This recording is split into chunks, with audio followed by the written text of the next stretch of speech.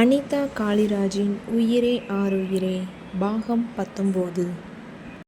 சிறிது நேரத்தில் குறுஞ்செய்தி ஒன்று வந்தது. Please don't disturb me. அவ்வளவுதான். ருத்ரனுக்கு படபடவென்று வந்துவிட்டது. விளையாடாதடி என்று பதில் அனுப்பினான். அங்கே இருந்து பதில் மெசேஜ் வந்தது. ருத்ரன் படபடக்கும் இதயத்துடன் மெசேஜ் பாக்ஸை ஓப்பன் செய்தான். யார் விளையாடுனா? நான் ஏமாந்த வரைக்கும் போதும். இனிமே எனக்கு கால் பண்ணி டிஸ்டர்ப் பண்ணாதீங்க. உங்கள் முகத்தை பார்க்கவே நான் விரும்பலை. இனிமே எனக்கு ஃபோன் பண்ணாதீங்க. எங்கள் வீட்டில் எனக்கு வேறு மாப்பிள்ளை பார்த்து இருக்காங்க. நான் அவரை தான் கட்டிக்க போகிறேன். குட் பை என்று ஒரு செய்தி வந்திருந்தது. அவ்வளவுதான். ருத்ரன் ருத்ரமூர்த்தியாய் மாறிவிட்டான்.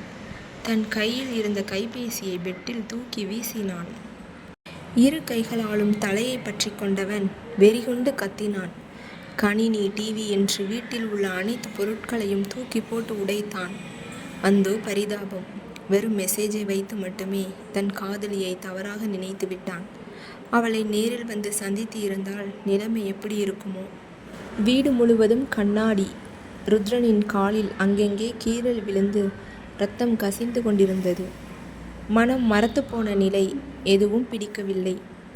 உண்ண பிடிக்கவில்லை, உறங்க பிடிக்கவில்லை. ஒரு பைத்தியக்காரனைப் போல் 2 நாட்கள் அப்படியே கிடந்தான். இனி தன் வாழ்க்கையில் யாருக்கும் இடம் கிடையாது. இப்படி ஒரு அடியை அவன் வாழ்நாளில் பெற்றதே கிடையாது. 2 நாட்கள் முன்பு இரவு ருத்ரனிடம் பேச்சுக்களை வாங்கியவள் இரவு முழுவதும் உறங்காமல் அவனுக்கு செய்திகளை அனுப்பி கொண்டே இருந்தாள். எங்கே தன்னை வெறுத்து விடுவானோ என்று அவள் மனம் கிடந்து அடித்து கொண்டது. பகலில் எழுந்தவள் பித்து பிடித்தவள் போல் குளித்து கிளம்பி கல்லூரிக்கு சென்றாள். மனம் முழுவதும் சாரி மாமா, சாரி மாமா என்று புலம்பிக் கொண்டே இருந்தது. கண்கள் இரண்டும் செல்போனையே வெறித்து கொண்டிருந்தது. மனம் முழுவதும் ருத்ரனே. வகுப்பறையில் மூச்சு முட்டுவது போல் உணர்ந்தாள். தலைவலிக்கிறது என்று பொய் கூறிவிட்டு வெளியே வந்தவள் நினைவு முழுவதும் ருத்ரனின் முகமே. பைத்தியக்காரி போல் கல்லூரியை விட்டு வெளியே வந்தவள் கால் போன போக்கில் ரோட்டில் நடக்கத் தொடங்கினாள். அன்று நித்யா விடுமுறை என்பதால் இவளுடன் யாரும் வரவில்லை. தனியே கல்லூரியை விட்டு வெளியே வந்தவள் ருத்ரனின் கோபத்தையே நினைத்து கொண்டு சாலையை கடந்தாள். நினைவில் ருத்ரனை மட்டுமே நிறுத்தியிருந்தவள் கவனத்தில் சாலையில் சென்ற வாகனங்கள் பதியவில்லை. சரியாக அந்த நேரம் சாலையில் வந்த கார் ஆருவை அடித்து போட்டுவிட்டு சென்று விட்டது. சாலையின் ஓரத்தில் சென்று விழுந்தவள் மனம் முழுவதும் ருத்ரன் ருத்ரன் ருத்ரன் மட்டுமே. கீழே விழுந்தவளின் தலை கால்களில் இருந்து குருதி கசிய ஆரம்பித்தது. மனம் முழுவதும் ருத்ரன். மெல்ல முழங்கினாள், சாரி மாமா என்று. அப்பொழுது அங்கே இருந்த ஒருவர் ஓடி வந்து அவளை பார்த்தார். இரத்த வெள்ளத்தில் கிடந்தவளை பார்த்தவர் என்ன செய்வது என்று தெரியாமல் அருகில் கிடந்த அவளின் கைபேசியை எடுத்து அவள் கடைசியாக கால் செய்திருந்த மாமா என்ற நம்பருக்கு அழைத்தார். 2-3 முறை அழைத்தும் அழைப்பு எடுக்கப்படவில்லை. அந்த நேரம் அந்த வழியே வந்த ராஜாவின் கண்களில் அடிபட்டு கிடந்த ஆறு பட்டாள். ஓடி வந்தவன் அவளை தூக்கி தன் காரில் போட்டுக்கொண்டு அவளின் செல்லையும் வாங்கி கொண்டு மருத்துவமனைக்கு சென்றான். நேகாவையும் அழைத்து விஷயத்தை கூறினான். மருத்துவமனை வந்தவள் ஆருவின் செல்லை கைப்பற்றி கொண்டாள். ஆருவிற்கு தலையில் காயம், பின் கை கால்களில் அடி. இடித்த கார் மெதுவாக வந்ததால் உயிருக்கு சேதம் இல்லாமல் தப்பித்தாள் என்றார் மருத்துவர். இல்லையென்றால் இவளை இந்நேரம் உயிருடன் பார்ப்பதே அரிது. எல்லாம் கடவுள் செயல் என்று கூறிவிட்டு சென்றார். ஆருவின் வீட்டில் செய்தியை தெரிவித்துவிட்டு 2 நாட்கள் அவளுடனே இருந்து அவளை நன்றாக கவனித்து கொண்டான் ராஜா. அப்பொழுதுதான் ஆருவின் கைபேசியில் இருந்து ருத்ரனுக்கு அந்த கொடிய மெசேஜ்களை நேகா அனுப்பினாள். ஆருவிற்கு விபத்து நடந்துவிட்டது என்று 2 நாட்கள் கழித்துதான் ஆகாஷிற்கு தெரிய வந்தது. ருத்ரன் தன்னை காண வரவில்லை, தன்னுடன் பேசவில்லை என்ற ஆருவின் மனம் 24 மணி நேரமும் ருத்ரனை பற்றியே நினைத்து கொண்டிருந்தது. ஆரு 2 நாட்கள் கழித்து டிஸ்சார்ஜ் செய்யப்பட்டு வீட்டிற்கு சென்றாள். அவளை வீட்டில் வந்து விட்டு சென்றான் ராஜா. அவன் அவர்களின் அந்த சூழ்நிலையை பயன்படுத்தி தன்னை மிகவும் நல்லவனாக காட்டிக்கொண்டான். ஆருவை அவள் வீட்டிற்கு காண வந்தான் ஆகாஷ். அவன் வந்த நேரம் அவளின் தாய் வீட்டில் இருந்தார். அம்மா, நான் ஆறுகுட கல்லூரியில் படிக்கிறேன். வாப்பா, உள்ள வா, உட்கார் தம்பி என்று கூறி அவர் காப்பி கலக்க சென்று விட்டார். பாப்பா, எப்படி இப்படி ஆச்சு என்றான். அவளை பார்க்கவே பாவமாக இருந்தது. தலையில் கட்டு, இடது கையின் முட்டியில் ஒரு கட்டு, வலது கை கழுத்தில் மாட்டி தொங்கிக் கொண்டிருந்தது. காலிலும் கட்டு போடப்பட்டிருந்தது. கண்கள் இரண்டும் பொலிவிழந்து காணப்பட்டது. அண்ணா, அவங்க எப்படி இருக்காங்க? என் கூட 2 நாளாக அவங்க பேசவே இல்லை. அப்புறம் என்னோடய ஃபோன் காணாமல் போச்சு. அவங்கள என் கூட பேச சொல்கிறீங்களா என்று பாவமாக கேட்டாள். சரிம்மா, இரு, கால் பண்ணுறேன் என்றவன் ருத்ரனுக்கு கால் செய்தான். 2 நாட்களாக தான் கிடந்த இடத்திலேயே கிடந்தான் ருத்ரன். கண்கள் சிவந்து இனி வாழ்ந்து என்னாகப் போகிறது என்ற நிலையில் இருந்தான். ஆம், அவன் மனம் வெறுத்து போயிருந்தான். ஆர்வின் மேல் உயிரே வைத்திருந்தான். அதனால் அவனால் அவள் பிரிவை தாங்கிக் கொள்ள முடியவில்லை. 2-3 முறை ஆகாஷ் கால் செய்தான். ஆனால் ருத்ரன் எடுக்கவில்லை. அவன் ஃபோனை எடுக்க மாட்டிக்காமா? அவ்வளவுதான். ஆரு அழ ஆரம்பித்து விட்டாள். என்ன செய்வது என்று யோசித்த ஆகாஷ் தன் மொபைல் ஃபோனில் கேமராவை ஆன் செய்து ஆருவை ஒரு சிறிய வீடியோ எடுத்தான். அவளுக்கு தெரியாமலே. தவறான எண்ணத்தில் இல்லை. அதை பார்த்தாவது நண்பன் இவளை காண வருவான் என்று நினைத்தான். அந்த 2 நிமிட வீடியோவில் ஆருவின் உருவம் தெளிவாக இருந்தது. அவள் அழுது கொண்டிருந்தாள். ஏன் அண்ணா அவங்க கால் அட்டன் பண்ணலை? எனக்கு ரொம்ப பயமாக இருக்குது. ப்ளீஸ் அண்ணா, ஒருவேளை மாமாவுக்கு ஏதாவது ப்ராப்ளமாக இருக்குமோ? எனக்கு ரொம்ப பயமாக இருக்குது என்று அதில் அவள் பேசியிருப்பாள். அவனுக்கு என்ன ஆனதோ ஏதானதோ என்ற பயத்தில் ஆரு அழுது கொண்டிருந்தாள். அவள் தாய் வந்ததும் குனிந்து கொண்டாள்.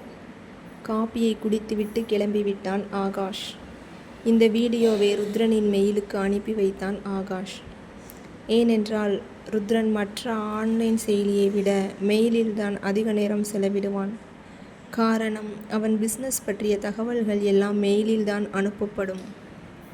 2 உள்ளங்களும் தங்களின் இணையை நினைத்து கலங்கிக் கொண்டிருந்தன. ஒன்று பாசத்தில், ஒன்று கோபத்தில். இப்படியே 1 வாரம் ஓடிவிட்டது. ருத்ரன் கொஞ்சம் கொஞ்சமாக தன்னை தேற்றிக்கொண்டு தனது வேலைகளில் கவனம் செலுத்தினான். வெறிகொண்டு தான் பிஸ்னஸை நடத்தினான். முன்பு இருந்ததை விட பல மடங்கு அதிகம் தொழிலில் முன்னேறினான். இங்கு ஆறு உடல்நிலை தேறி கல்லூரிக்கு சென்று வந்தாள். நித்யாவின் தந்தைக்கு டிரான்ஸ்ஃபர் கிடைத்ததால் அவளும் வேறு இடத்திற்கு மாறுதல் வாங்கி சென்று விட்டாள். ஆகாஷ் தன் தந்தையின் தொழிலை கையில் எடுத்ததால் அவனுக்கு ருத்ரனிடம் பேச நேரமே கிடைக்கவில்லை. அப்பொழுதுதான் ஆருவிற்கு ஜனனி ஃப்ரெண்டாக கிடைத்தாள். இருவரும் நெருங்கிய நண்பர்களாகினர். ஆனால் ஆருவின் கடந்த காலத்தை பற்றி ஜனனிக்கு தெரியாது. ஆருவும் எதுவும் சொல்லவில்லை. ருத்ரனை நினைத்து கொண்டே ஆரு தன் கல்லூரி படிப்பினை தொடர்ந்தாள். கோபம் குறைந்து தன்னை காண வருவான் என்று நம்பினாள். ஒரு நாள் இரவில் ஆரு சூப்பர் மார்க்கெட்டில் வேலை முடிந்து வீட்டிற்கு சென்று கொண்டிருந்தாள். அப்பொழுது அவளை தொடர்ந்து இருவர் வந்தனர். அவள் பயத்தில் கொஞ்சம் வேகமாக நடந்ததால் கல் தடுக்கி கீழே விழுந்து விட்டாள். அவர்களில் ஒருவன், என்ன பாப்பா தனியாக போகிற? நாங்கள் வேணா வீட்டில் வந்து விடவா என்றான். மற்றொருவன், இல்லைனா எங்கள் கூட வர்றியா என்று கேட்டு அவள் துப்பட்டாவை பிடித்து இழுத்தான். அவ்வளவுதான். அவளுக்கு கை காலெல்லாம் உதறல் எடுத்தது. முகமெல்லாம் வியர்த்து வடிய ஆரம்பித்து விட்டது. பயத்தில் எழுந்து ஓட ஆரம்பித்து விட்டாள். சரியாக அந்நேரம் அவள் எதிரில் வந்தவன் மேல் மோதி கீழே விழுகப் போனாள். அவளின் இடையினை தாங்கி பிடித்தது இருகரம். பயத்தில் வெடவெடக்க கண்களை இறுக மூடிக்கொண்டாள் ஆரு. அவர்களின் அந்த நிலையை தத்ரூபமாக படம் பிடித்தது கேமரா. ஏய் ஆருணிதா, நான் தான், கண்ணத்தர என்றான் ராஜா. கண்களை திறந்தவள் விலகி நின்று கொண்டாள். ராஜாவை அங்கே கண்ட அந்த தடியர்கள் அங்கிருந்து ஓடிவிட்டனர். கீழே கிடந்த ஆருவின் துப்பட்டாவை எடுத்து அவள் தோளில் போட வந்தான். வேண்டாம் என்று தடுத்தவள் அதை வாங்கி தோளில் போட்டு கொண்டாள். இங்கே என்ன பண்ணுற? இல்லை, வேலை முடிஞ்சு வீட்டுக்கு போகிறேன். கொஞ்சம் சீக்கிரம் போக வேண்டியது தானே? இல்லை, இன்னைக்கு தான் லேட் ஆயிடுச்சு என்று மெல்லிய குரலில் கூறினாள். சரி வா, நான் வீட்டில் விடுறேன். இல்லை வேண்டாம், வா, இல்லைன்னா அவங்க 2 பேரும் வந்துடுவாங்க என்று சொல்லி அவளை வண்டியில் ஏற்றிக்கொண்டு அவளின் வீட்டை நோக்கி வண்டியை செலுத்தினான். இங்கேயே விட்டுருங்க என்று தெருமுக்கில் வண்டியை நிறுத்தச் சொன்னாள். இங்கே எதுக்கு, வீட்டிலேயே விட்டுறேனே. வேண்டாம் வேண்டாம் என்று பதறியவள், இங்கேயே விடுங்க என்றவள் இறங்கிக் கொண்டாள். இருவரும் வண்டியில் ஜோடியாக வருவதை அதே கேமரா தன்னுள் பதித்து கொண்டது. அன்றைய நாள் இரவில் ருத்ரனுக்கு அந்த போட்டோக்கள் அனைத்தும் ஆருவின் நம்பரில் இருந்து அனுப்பி வைக்கப்பட்டது. மை மேன் என்று அனுப்பியிருந்தாள் நேஹா. அதை பார்த்த ருத்ரனின் உள்ளம் எரிமலையாய் குமுறியது. என்ன செய்வது என்று புரியாமல் மதுவை நாடி சென்றான். அவளின் நினைவு வரும்போது எல்லாம் மதுவை கையில் எடுத்தான். ஆரு 4வது வருடம் படித்து கொண்டிருந்தாள். ஒரு நாள் ருத்ரனின் தாய்க்கு உடல்நிலை மிகவும் மோசமாக உள்ளதாக அவன் தகப்பன் தகவல் தெரிவித்தார். தாயின் மேல் ருத்ரனுக்கு பாசம் அதிகம்.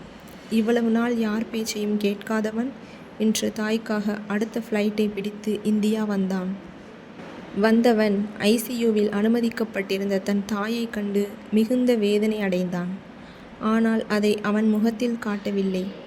ஆருவின் விஷயத்தில் ருத்ரன் தன்னை மேலும் மேலும் பலப்படுத்தி கொண்டான். உணர்வுகளை மறைக்க கற்றுக்கொண்டான். தன் தாய் சரியாகி வீட்டிற்கு வந்ததும், அம்மா நான் கிளம்புகிறேன் என்று வந்து நின்றான். அதனால் கோபம் அடைந்த அவன் தாய், இங்கே பாருடா, இனிமே நீ ஏன் கூட தான் இருக்கணும். என்னை விட்டு போன நான் இனி உயிரோடவே இருக்க மாட்டேன் என்று கூறி அழத் தொடங்கினார். தன் தாயின் கண்ணீரை கண்டவன் அவர்களுக்காக இனி இங்கு தங்க வேண்டும் என்று முடிவெடுத்தான்.